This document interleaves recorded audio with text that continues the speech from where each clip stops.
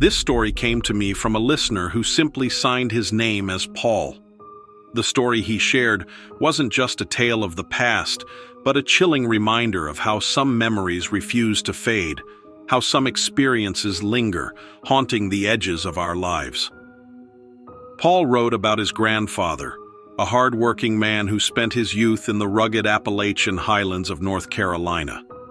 A man who never sought attention, never needed the spotlight, but carried with him a story so vivid, so terrifying, that he passed it down as a warning. And now Paul shares it with us, not as fiction, but as a piece of his family's history. So, turn down the lights and listen carefully. Because this story, as Paul tells it, is not just about the shadows in the forest. It's about what happens when you're unlucky enough to meet what's hiding in them.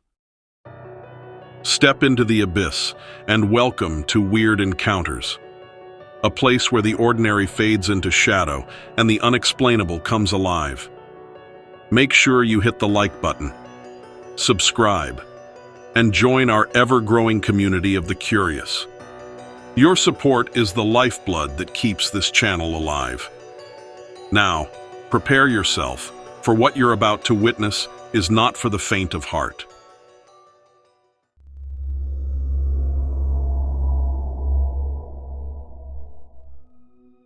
Thanks for letting me share this story. It's one my grandpa told me over and over when I was growing up. Honestly, I'm not sure if he told it so many times because he wanted to scare me or because he just needed to get it off his chest. Either way, it stuck with me. He always swore it was true, and the way he told it, I believe him.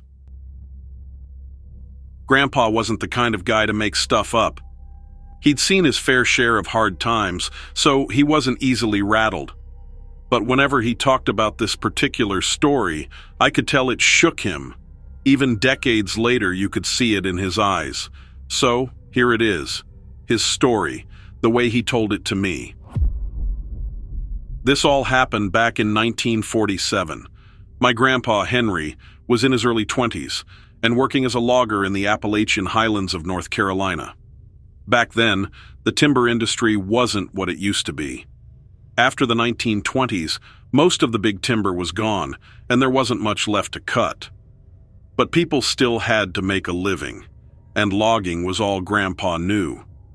He worked with a small crew, moving from one remote spot to another, trying to squeeze what they could out of the forest.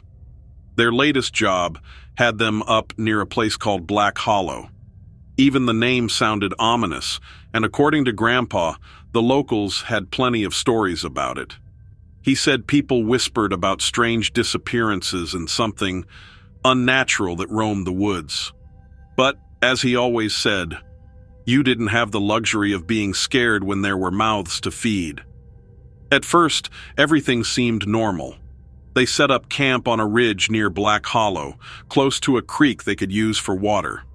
The crew got to work cutting down what trees were left, hauling the timber to the creek and floating it downstream. It was hard, back-breaking work, but they were used to it. The first few nights, Grandpa said, were just like any other. The guys would sit around the fire, telling stories and drinking whatever moonshine they'd managed to smuggle in. But by the third night, things started to feel off. It was small stuff at first. Strange noises in the distance like howls, but deeper and more guttural than anything they'd heard before. The horses, which they used to haul supplies, started acting skittish. Grandpa said one of them even broke free from its tether and bolted into the woods. They joked about it being a bear or a mountain lion, but he could tell the men were uneasy. Then came the night they'd never forget. Grandpa said it was just past midnight, and most of the crew had turned in for the night. The fire was dying down, and the forest was quiet. Too quiet, he said. That's when they heard it, a deep, guttural growl that seemed to come from everywhere at once. "What in God's name was that?" one of the men whispered, his voice shaky.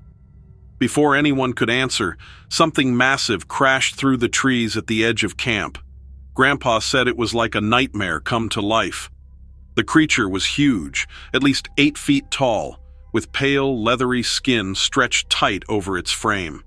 Its eyes glowed a sickly yellow, and its mouth was full of jagged, uneven teeth.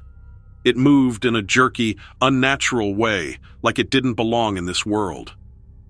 The men froze, too terrified to move. Then the creature let out this horrible, ear-splitting roar.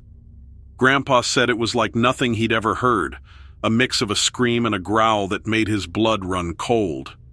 The sound seemed to press on your chest, making it hard to breathe. It circled the camp just outside the firelight, its massive silhouette flickering between the trees. Every so often, its glowing eyes would appear, watching them, taunting them. When it finally stepped into the light, it was worse than anything they'd imagined. Its body was gaunt and twisted, its limbs too long, its hands ending in claws that looked sharp enough to tear through bone. And that smell, a mix of wet earth and something rotting. Grandpa said it was like death itself had come for them. Panic set in. One of the guys, Sam, grabbed his rifle and fired a shot. The bullet hit the creature's shoulder, but instead of going down, it let out a deafening screech and lunged toward him. Sam barely had time to dive out of the way as the creature's claws slashed through the air, leaving deep gouges in the tree behind him. The camp erupted into chaos. Men were shouting, stumbling over each other as they tried to grab whatever they could to defend themselves. The creature moved through them like a storm, swiping at tents, overturning supply carts, and sending equipment flying. Grandpa said it picked up a log, a massive one they'd cut earlier that day, and hurled it across the clearing like it was a twig. It hit one of the carts with a sickening crash, shattering it to pieces. Grandpa dove behind a log, his heart pounding so hard he thought it might burst. He peeked out and saw the creature standing in the middle of the camp, its chest heaving, its glowing eyes scanning the men like it was deciding who to go after next. Then it let out another roar, this one so loud it felt like the ground shook. Grandpa said it wasn't just a sound, it was a warning, a challenge, and a promise, all rolled into one. At one point, it grabbed one of the supply crates and smashed it against a tree. The contents spilled out, scattering tools and food everywhere. The smell of spilled kerosene mixed with the stench of the creature, making the air almost unbearable to breathe. Grandpa said it was like being trapped in a nightmare you couldn't wake up from. Realizing they couldn't fight it, Grandpa and a few others made a desperate run for the tree line. The creature's glowing eyes followed them, and for a moment it seemed to hesitate. But then it moved, faster than they thought possible, crashing through the underbrush like a freight train. Grandpa tripped over a root, falling hard and cutting his arm on a jagged rock. He scrambled to his feet, his blood slick on his hands, and looked back. The creature was right there, its claws raking the air just inches from his back. He could feel its hot breath on his neck, hear the low, guttural growl that sent shivers down his spine. Then, out of nowhere, a train whistle blew in the distance. The sound echoed through the mountains, loud and piercing. The creature froze, its head snapping up like it was startled. It let out a guttural scream, its glowing eyes narrowing. For a moment, Grandpa thought it might keep coming, but then it turned and disappeared into the shadows, its massive form melting into the darkness as quickly as it had appeared. Grandpa and the others didn't stop running until they were miles away. When they finally collapsed, gasping for breath, they realized how close they'd come to not making it out alive. Grandpa said he could still feel the creature's eyes on him, even long after it was gone. By morning, the camp was destroyed.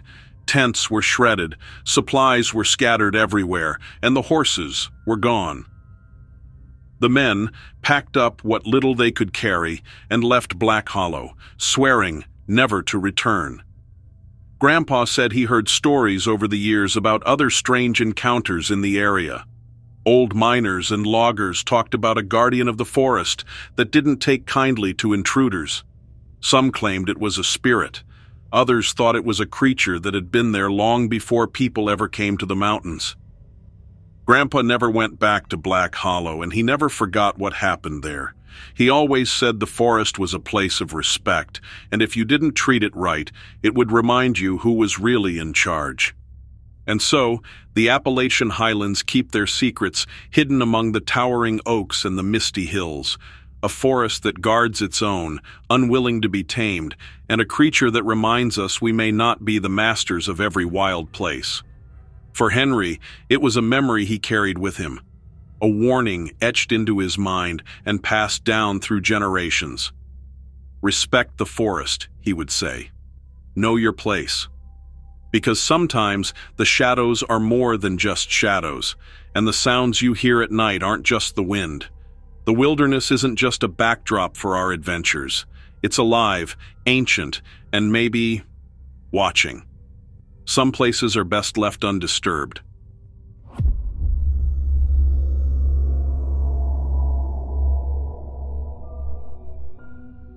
It started as a hunting trip, a weekend in the woods, a chance to test a new rifle and maybe bag a few deer. But what happened next?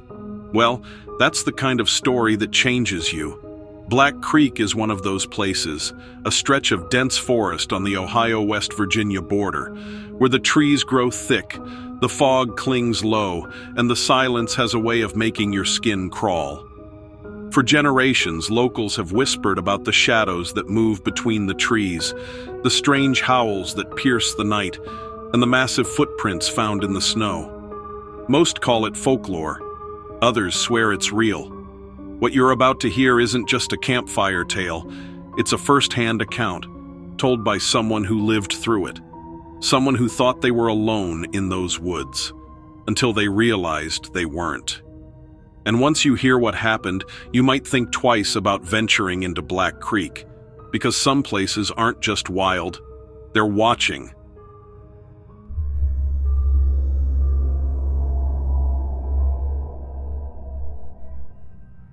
It started as a hunting trip, a weekend in the woods, a chance to test a new rifle and maybe bag a few deer. But what happened next? Well, that's the kind of story that changes you. Black Creek is one of those places, a stretch of dense forest on the Ohio-West Virginia border, where the trees grow thick, the fog clings low, and the silence has a way of making your skin crawl. For generations, locals have whispered about the shadows that move between the trees, the strange howls that pierce the night, and the massive footprints found in the snow. Most call it folklore. Others swear it's real. What you're about to hear isn't just a campfire tale. It's a first-hand account told by someone who lived through it. Someone who thought they were alone in those woods, until they realized they weren't. And once you hear what happened, you might think twice about venturing into Black Creek. Because some places aren't just wild, they're watching. You ever heard of Black Creek? It's one of those places on the Ohio-West Virginia border, tucked deep into the hills and so far out you'd swear it's the edge of the earth. It's prime hunting ground, especially in late fall. The trees are mostly bare by then, and the underbrush is thin enough to actually see what you're tracking. But I'm telling you right now, after what happened to me last year, you couldn't pay me to step foot in those woods again. It was late November, right in the heart of hunting season. I'd just gotten a new rifle and wanted to try it out, so I decided to spend a weekend at my buddy's cabin near Black Creek. His name's Doug, a big burly guy who's been hunting since he could walk. He knows those woods better than anyone. Doug couldn't make it out that weekend, so it was just me and his brother Tim. Tim's a bit younger than us and not as experienced, but he's a good shot and always up for an adventure. We got to the cabin Friday night, just as the sun was setting. The place was about as remote as you could get. No cell service, no neighbors for miles, just a little wooden shack surrounded by towering oaks and pines. It's the kind of quiet that's almost too quiet, if you know what I mean. We unpacked, had a couple beers, and made a plan for the morning. We were up before dawn. The air was cold, sharp enough to make your lungs ache, and a thick fog clung to the ground. Tim and I split up, each heading to our own stand about half a mile apart. My spot was near a dried-up creek bed, a place Doug swore by.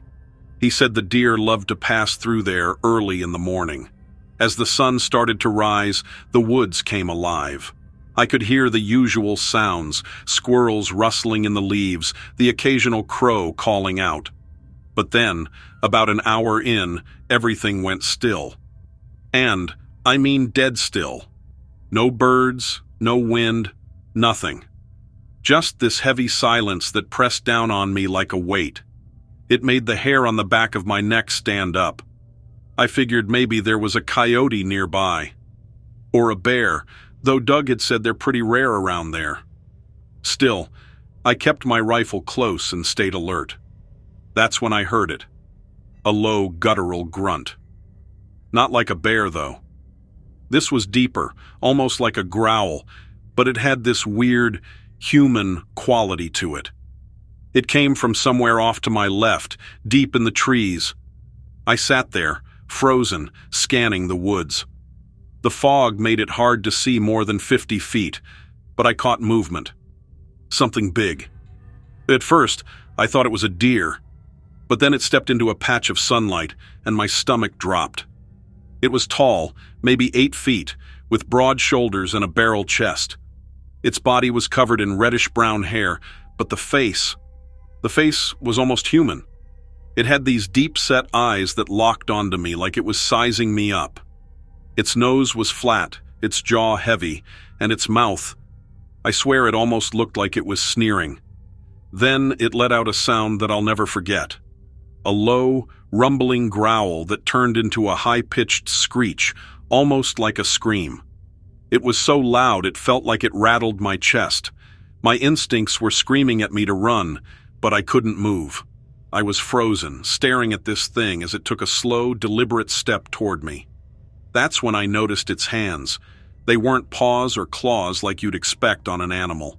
They were hands, huge, with long fingers and thick black nails that looked sharp enough to tear through flesh. I raised my rifle, but my hands were shaking so badly I could barely keep it steady. The creature stopped, tilting its head like it was curious, and then it smiled. I'm not kidding. It actually smiled. Not a friendly smile, but this twisted, menacing grin that sent a chill down my spine. I knew I couldn't stay there. Slowly, I started backing away, keeping my rifle trained on it. But as soon as I took my first step, the creature let out another scream and started moving toward me. Its movements were fast and jerky, almost unnatural. I turned and ran as fast as I could, crashing through the underbrush and not caring about the noise I was making. I could hear it behind me, its heavy footsteps pounding the ground, branches snapping like twigs as it tore through the trees. It was gaining on me, and I knew I couldn't outrun it. I tripped over a root and went sprawling, my rifle flying out of my hands. Scrambling to my feet, I grabbed a fallen branch and swung it wildly as the creature closed in. Just as it was about to reach me, a loud gunshot echoed through the woods. The creature stopped abruptly, its head snapping toward the sound. Tim had heard the commotion and fired a warning shot from his stand. The creature let out one last roar before turning and disappearing into the fog.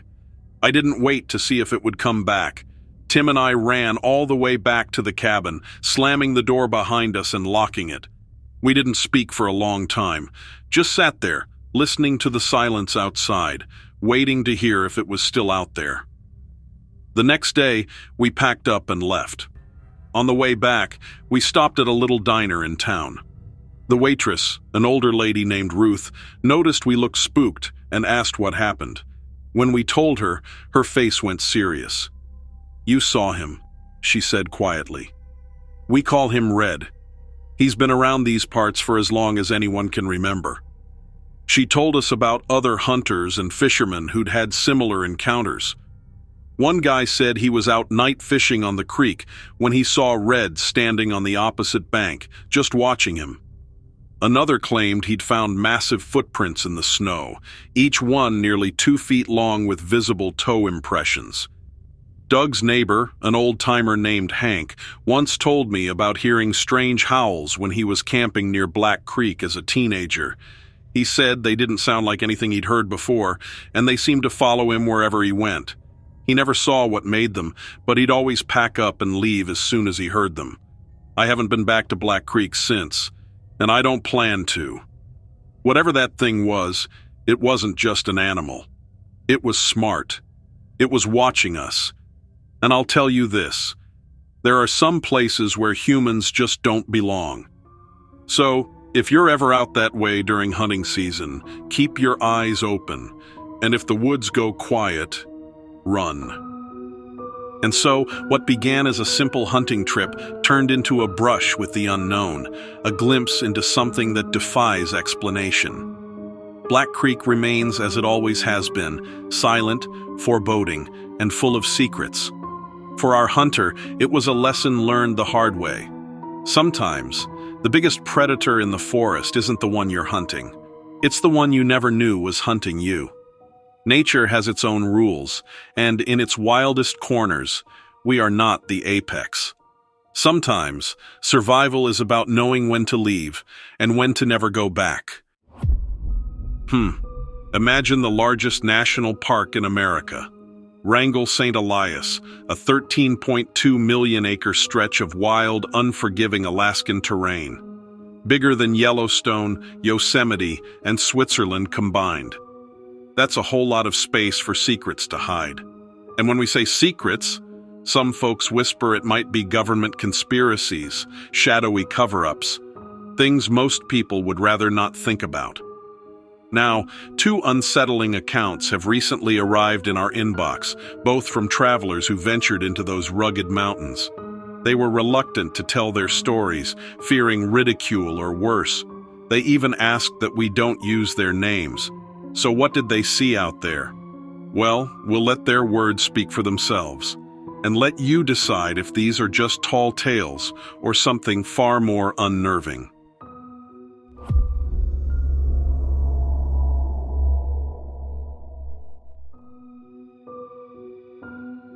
I've been debating for months whether or not to write this, but the memories keep surfacing every time I try to sleep.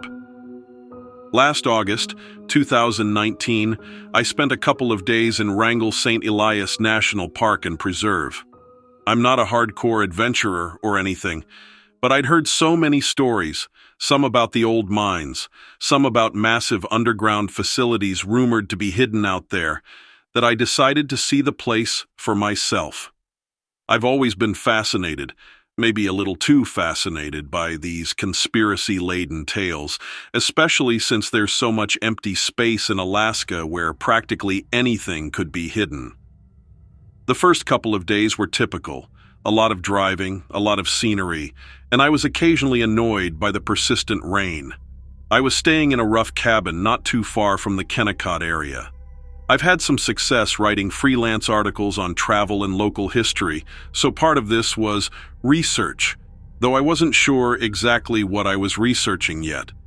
I'd been told you can practically feel the presence of something greater, and not always in a pleasant way, when you're surrounded by so much wilderness.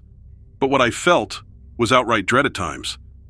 I remember a local, an older guy wearing an old denim jacket, telling me in a low tone that if I wanted to see something weird, I should go out near the old airstrip late at night. Supposedly, dark helicopters land out there sometimes.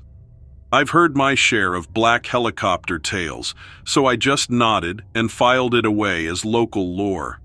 But sure enough, that evening around 11 p.m., I was outside behind the cabin, couldn't sleep with all that weird tension in the air, and I heard a deep, droning hum. It was faint but steady, coming from somewhere above or beyond the ridge. I never actually saw a helicopter, so I convinced myself it was maybe an ATV or generator, but it struck me as off.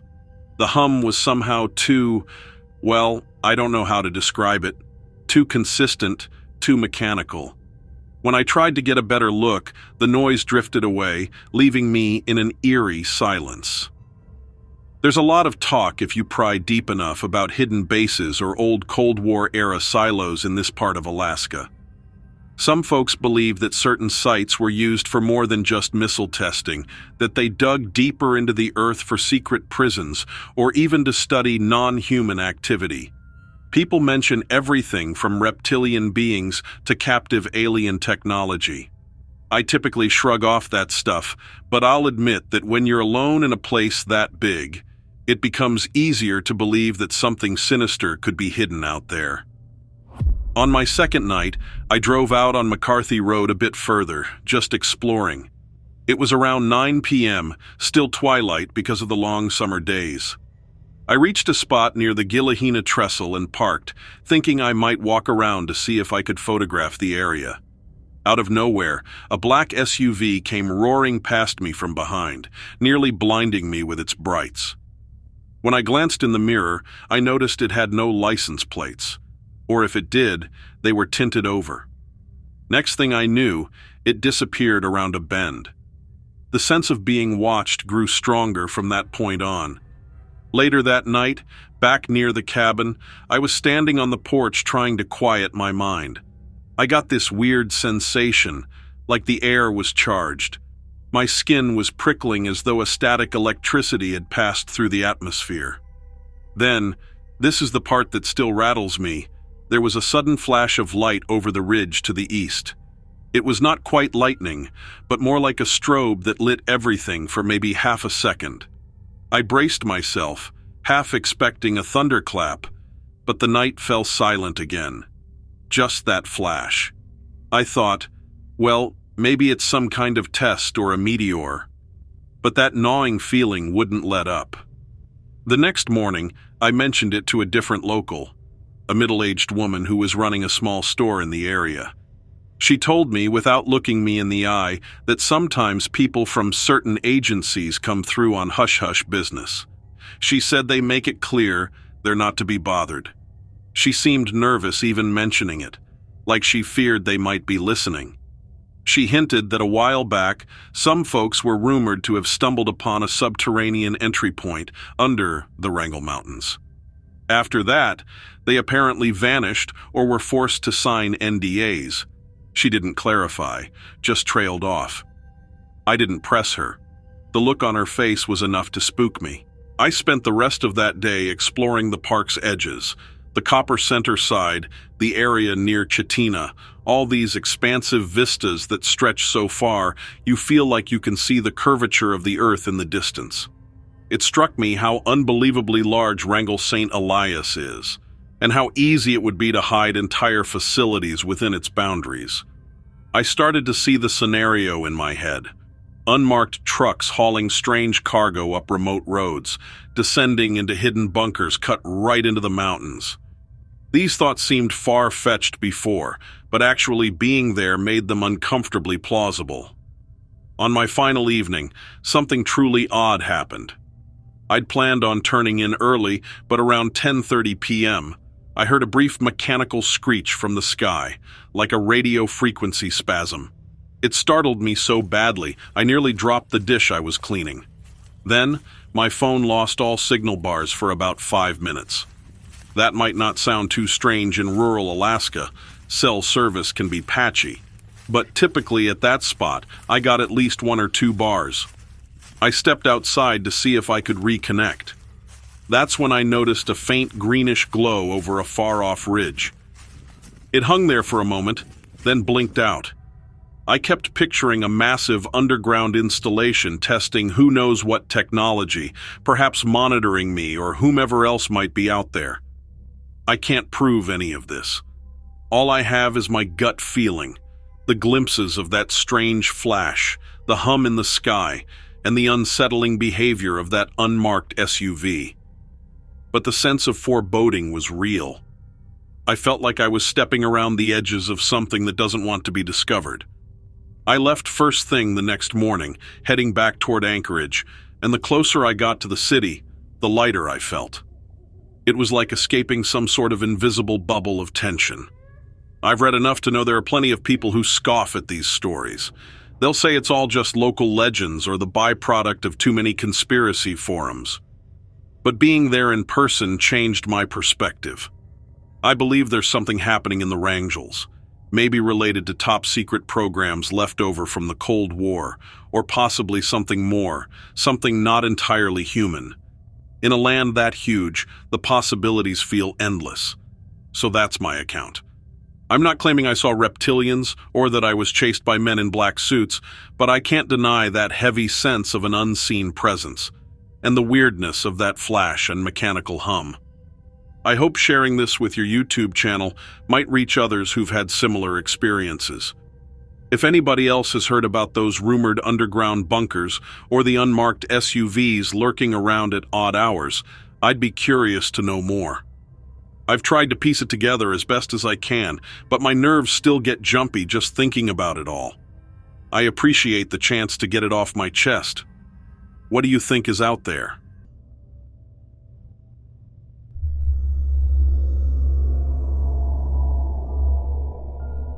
A close friend insisted I share what I experienced during a trip to Wrangell St. Elias National Park and Preserve back in late July of 2018. I've tried to forget it, but it's still eating at me. I had decided to make a multi-day excursion to the area around McCarthy, mostly because I was intrigued by the old McCarthy Mines and the eerie stories associated with them. You know, the typical ghost miners, weird accidents, hidden treasure. Nothing I genuinely believed, just the local rumors that swirl around places like that. But I also wanted solitude. The park is massive, over 13 million acres, and folks kept saying I'd find peace and quiet out there like nowhere else on Earth. I rented a small cabin. It was essentially just a shack, but cozy enough, near the Root Glacier trailhead. The first day was uneventful, but I recall it being uncharacteristically muggy for that region. I know a local told me in an offhand way that the weather that week was all messed up, which folks were blaming on everything from climate change to secret military weather manipulation.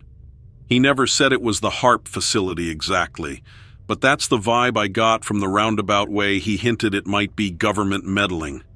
I shrugged it off, but the conversation planted a seed.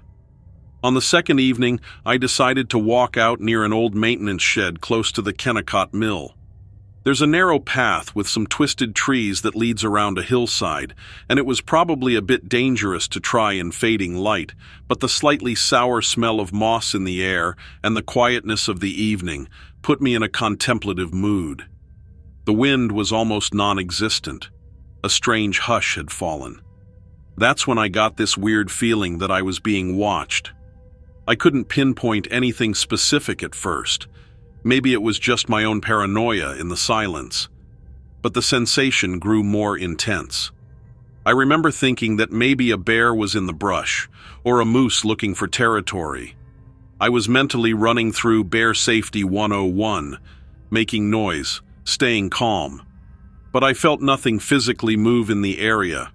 No rustling, no snapping of twigs. Then, through the scattering of spruce and alder, I noticed an odd glow to my left. It wasn't bright like a flashlight beam, more of a strange, pulsating shimmer. If I had to describe it, it was almost like faint headlights passing behind distant trees, but there's no real road there. Here's where things get stranger. I checked my phone to see the time, 7:46 p.m. Alaska's summer nights remain a bit lighter, but not that bright, especially in the deeper parts of the forest. I kept walking, drawn toward the glow as though in a daze. I couldn't hear a thing. It was like all ambient noise, wind, birds, even my footsteps had toned down. And it struck me that I should be more cautious, but something compelled me onward. When I got within maybe 30 feet of the glow, it blinked out. Just like that, total darkness there. I stood still, my heart pounding like crazy. I was thinking maybe it was a couple of hikers messing around with flashlights, but the strangest detail was that there had been no sound at all. No voices, no footsteps. It was just blank. I started to edge back toward the cabin, figuring I'd regroup and come back in the daylight. That's when I caught a flicker of movement in my peripheral vision. A shape slid between the tree trunks, tall but hunched, moving like it was unaccustomed to walking upright. I didn't see details of a face or anything. The figure was more like a silhouette that should have been black but almost had a grayish sheen to it, like an outline or a glitch in my vision. I froze, and the hairs on my neck stood on end. Suddenly, the figure just melted away into the tree line. I nearly convinced myself I was imagining things, but then I noticed the faint smell of ozone, like the air after a thunderstorm. It lingered in the spot where the shape had disappeared. I've heard from time to time that UFOs or electromagnetic anomalies can create that ozone smell, or so the speculation goes on certain forums. I'd read about it, but never thought I'd sense anything like it firsthand. I practically stumbled my way back to the cabin, and I stayed inside the rest of the night, peering out the windows. The next morning, I ran into that same local from the day before. He mentioned he was out near the glacial streams late and saw a weird flash in the sky around the same time. He didn't really elaborate, just that it lit up the ridges briefly, in a way he'd never seen before. He claimed that some of the old-timers who still live in the region talk about missing hikers who vanish under bizarre circumstances. Supposedly, rumors tie it to unknown creatures in the Wrangles or even secret underground facilities. One story says that certain caves in the Wrangles lead to an underground realm run by reptilian beings. I remember shaking my head at the idea, but the look in his eyes had me second-guessing. He seemed downright unnerved. Then, later that day, I drove out toward Kaitina to pick up supplies. There's a small store that always has random gear. The woman at the counter was chatting with me about how some guys in uniform had been snooping around recently, driving unmarked vans. She joked it was either Border Patrol or some unknown agency. Apparently, they had asked questions about unusual sightings in the area, lights, missing people, that sort of thing.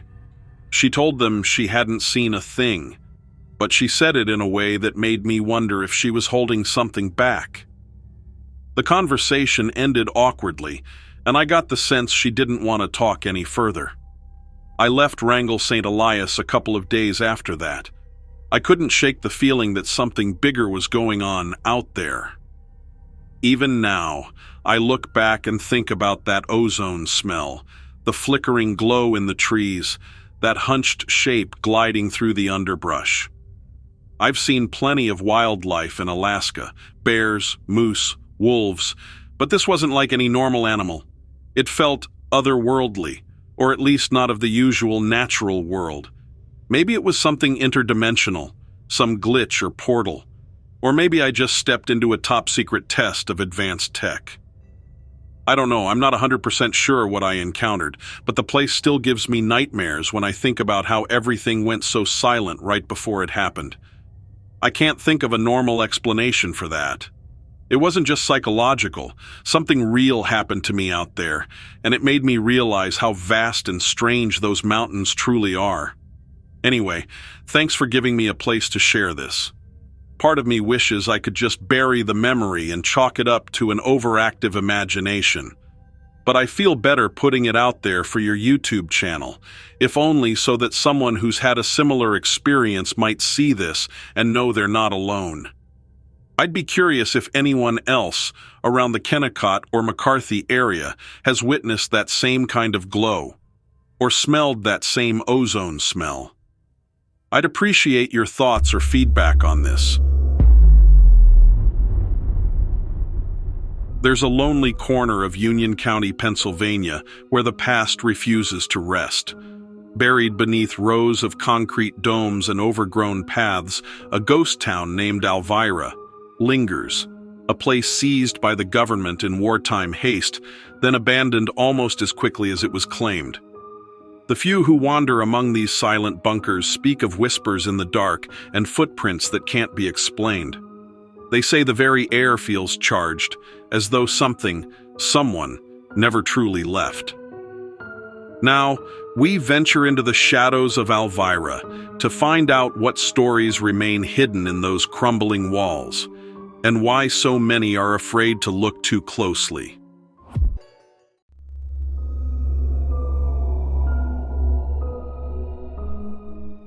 I've been poking around in odd places across Pennsylvania for years, especially where there's a hint of both military history and lingering spirits. Nothing has unsettled me quite like my recent experience at the abandoned Elvira bunkers in Union County. This was late last fall, sometime in November, after the leaves had mostly dropped and the air was thick with that musty, rotting foliage smell you get out in the woods. You probably already know the backstory, but I'll restate it for anyone reading. Elvira was a small village until the government seized it in 1942 for the Pennsylvania Ordnance Works. They built a bunch of TNT bunkers and storage facilities out there. Less than a year later, they up and abandoned the project, leaving behind a patchwork of concrete igloos and an entire ghost town beneath. A handful of the bunkers are now on state game lands, and you can still see them if you wander off the beaten path. Locals talk about weird echoes in the area. Some say it's the voices of displaced families. Others say it's just the wind in those hollow structures. I'd been out that way a few times before. Usually, I'd just explore the outbuildings, take pictures of the bunkers. They look like concrete domes popping out of the ground, then head back to my car. Nothing particularly spooky ever happened, though there's a certain heaviness in the air. But on this specific afternoon, I decided to go deeper along one of the less trodden trails near the fenced-off bunkers. I remember noticing an odd hush that fell over the area. No birds, no rustling squirrels, nothing. It was the kind of silence that almost feels deliberate.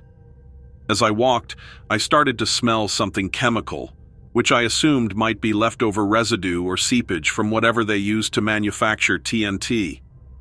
People have warned me before about possible ground contamination, but the odor was too fresh, like a sharp tang in my nose.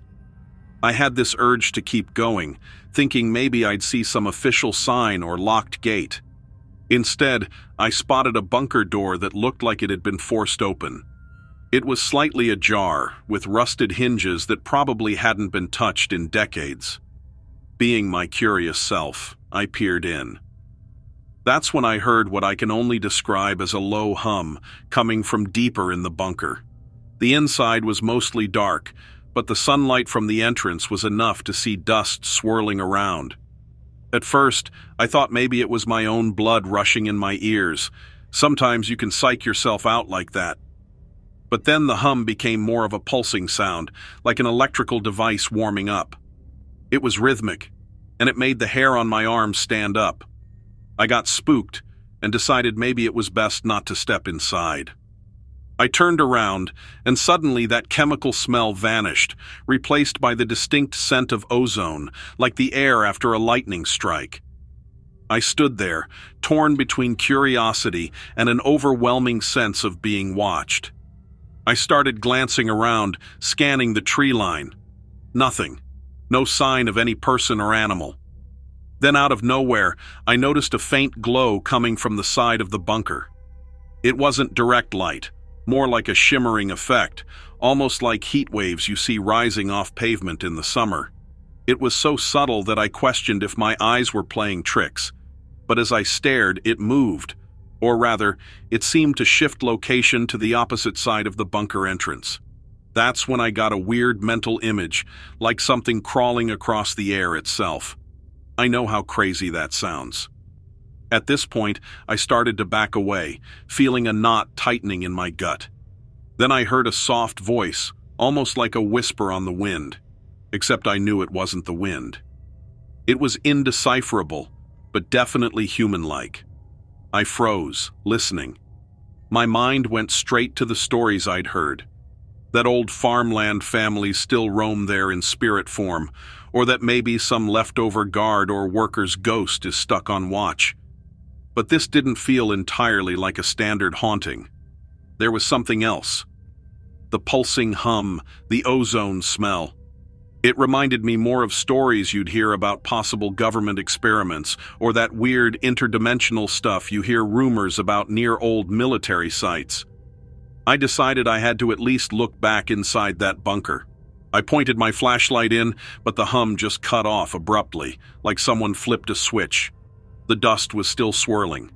I took 2 steps in, shining the light around. Concrete walls, old metal debris, nothing unusual, until I noticed footprints in the dust. They weren't boot prints. They looked more elongated, with a narrow heel and weird spacing between the toes. It's possible they were just old footprints distorted by time and dust, but it sure gave me the creeps. As soon as I saw them, the hair on my neck bristled again, like something was right behind me. I swung around, expecting to see a raccoon or another explorer. Nothing. Not a trace of movement. A few years back, I bumped into a local at a diner in Allenwood, not far from the federal penitentiary. He mentioned that some bunkers in the Elvira area were rumored to have deeper, sub-level chambers, places that never got documented publicly. He claimed to have worked as a surveyor in the 1970s and said the official maps don't match up with the actual labyrinth of tunnels out there. He even hinted that some of these spaces might still be in use by certain factions of the government.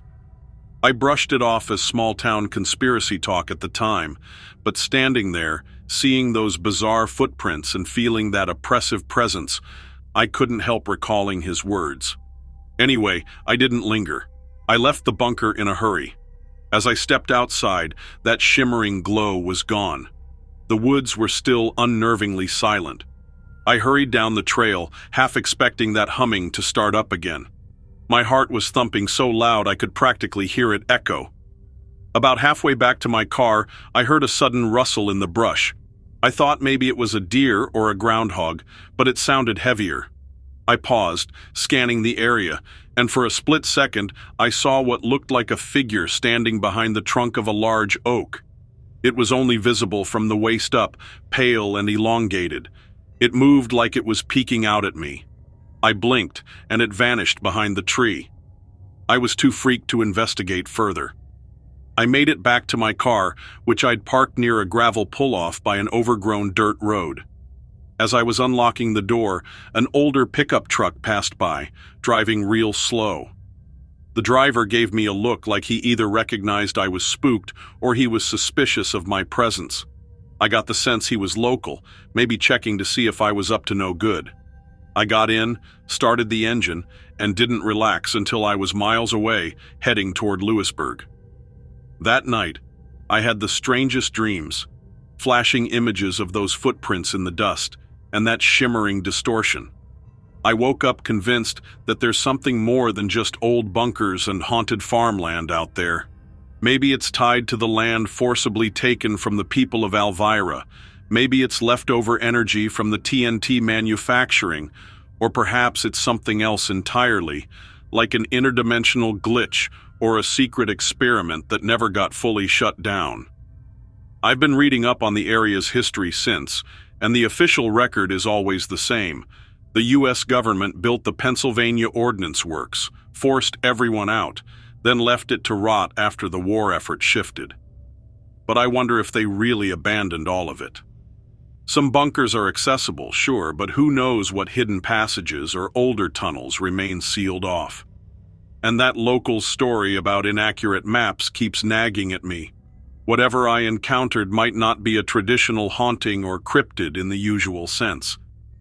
The best way I can describe it is a presence, part electrical, part spiritual, and definitely not something I'd want to meet again alone. I'm sharing this in the hope that others who've been out to Elvira and experienced similar things will come forward. If you do, I'd love to compare notes. There's a lot of rumor swirling around these bunkers. Some say it's a hotbed of paranormal and government secrets. After what I saw and felt, I can't say I disagree.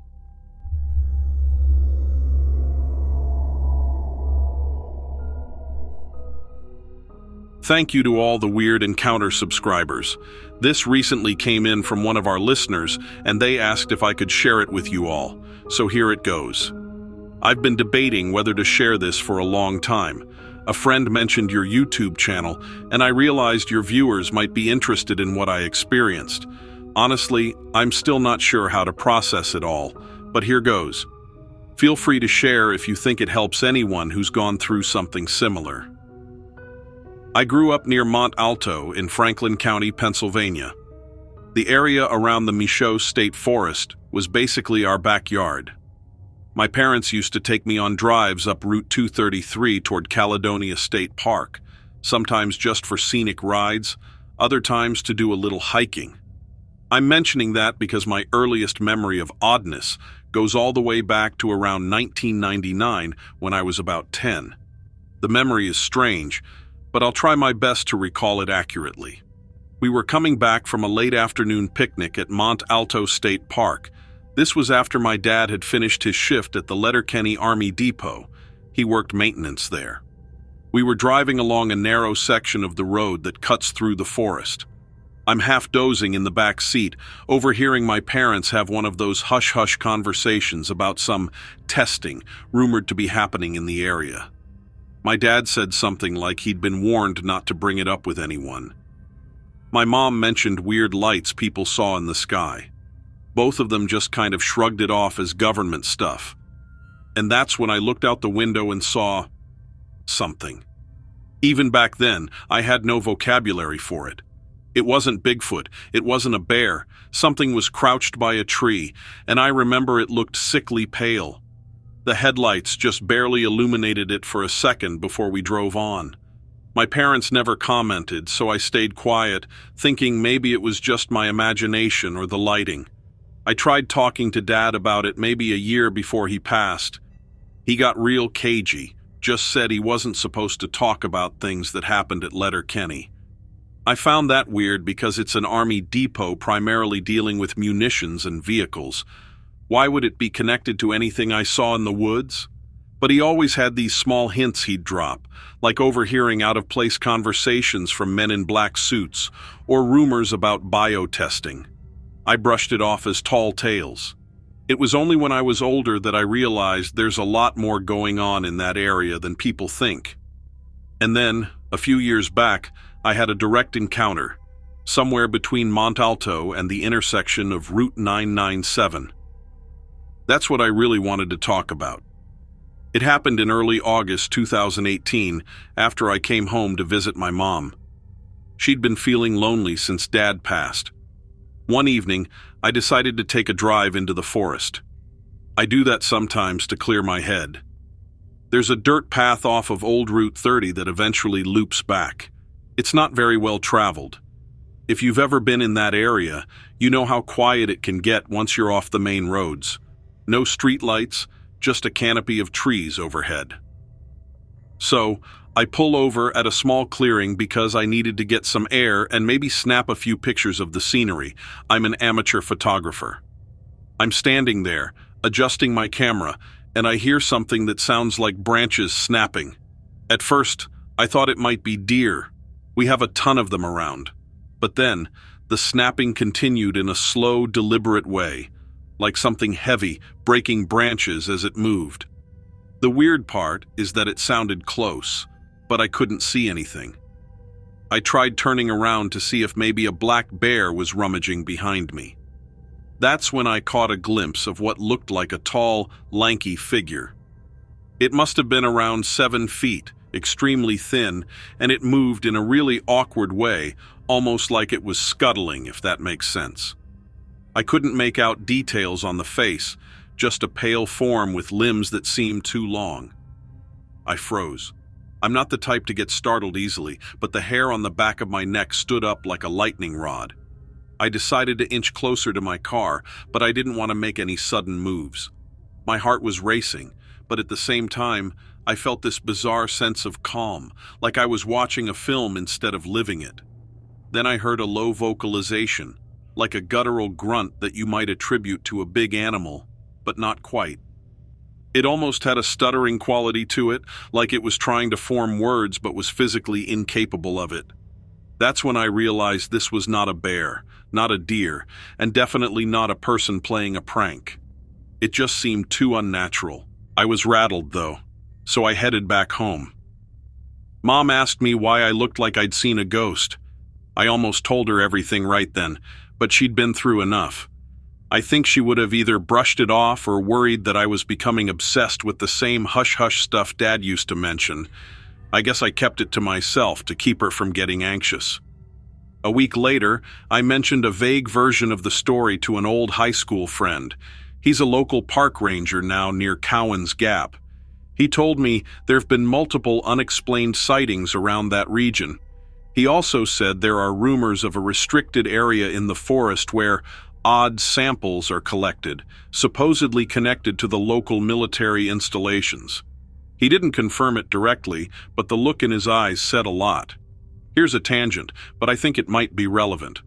Over the years, folks have reported weird lights in the sky near Caledonia State Park, especially above the ridge heading towards Gettysburg. Some blame it on flight paths from Harrisburg International or even Raven Rock Mountain Complex Site R near the Maryland border. But there's a persistent rumor around here that these are not conventional aircraft, that some might be drones or even something more unconventional. Considering the weird helicopter that buzzed me that night, I think there might be some truth to the rumors. There's a sense that they're patrolling, maybe ensuring no one gets too close to whatever roams those woods. The part that really sits with me is the possible government connection. My dad's cryptic references, that sudden helicopter flyover, it feels like more than coincidence. One of my co-workers, who used to work security at Letterkenny, hinted there were subterranean facilities that go way beyond normal storage bunkers. He's not a dramatic person, so it freaked me out to see him get so tight-lipped about it. This all lines up with that sense I've had for years, that there's something going on in the Mont Alto Caledonia area they really don't want the public to know about, whether it's experimental technology or something otherworldly. If I'm being honest, I sometimes worry for my own safety, even just sending an email like this. I know that sounds paranoid, but there's a real sense of tension around here when you bring up these stories. It's not exactly something you talk about at the local diner in Chambersburg unless you want folks to give you the side eye. Even so, I feel this need to get it off my chest. Maybe others have had similar encounters and feel the same kind of confusion. I'm not claiming it was an alien or a cryptid or some military experiment gone wrong. All I know is that it was a living thing, not a common species, and it seemed to respond to that helicopter. Something is out there. And given all the talk of hush-hush operations, it might just be that the government, or a segment of it, knows more than they're letting on. I don't have physical proof, no pictures, no footprints. But I can't shake the memory of that pale, lanky figure and the feeling that I was trespassing in some place I shouldn't have been. Part of me wants to go back, but another part of me doesn't want to risk stumbling into something I can't handle. If you decide to share this on your YouTube channel, please keep my name and exact location anonymous. I just wanted to get the story out there for anyone else who's encountered similar phenomena and feels alone in it. Let's just say Pennsylvania's forests still hold a lot of secrets, and I'm not sure we're meant to uncover them. My dear watchers, your presence is a gift. Thank you for your time, your curiosity, your courage. But remember, there are others who wander, unaware of the dangers that await. By liking this video and subscribing, you offer them a light in the darkness. Support our channel and keep the stories coming, simply by giving a thumbs up and subscribing and sharing.